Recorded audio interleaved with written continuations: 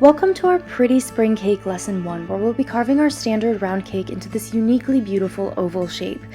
Usually when carving cake shapes, there's quite a bit of cake that often gets left unused in the final design, but what's really cool about this method is that we're leaving no crumb nor morsel abandoned. We begin with an 8-inch 2-layer cake filled and crumb-coated as normal.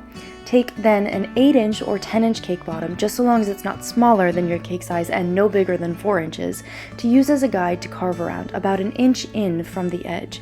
Carve the same crescent shape from the opposite side of the cake and set aside the 2 pieces we've just cut.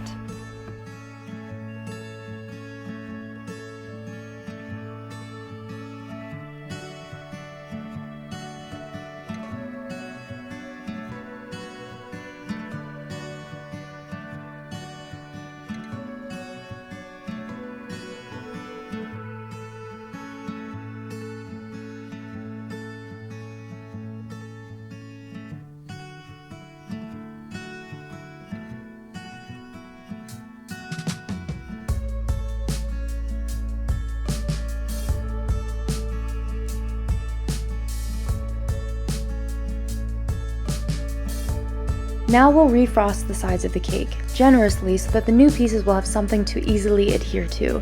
So we've technically already created an oval shape, but it's too small a cake to be a useful canvas, plus I promised no cake waste. So take one of the cut crescent cake pieces and wrap it around the curve of the oval cake to extend and accentuate the final shape. Repeat with the second piece. There may be a small gap between the newly connecting cakes, which we will simply fill and cover with buttercream, and nobody will be the wiser. Continue to frost the cake as normal, generally smooth, but perfection is not mandatory, as we will be doing a lot of piping work to distract from any rough spots.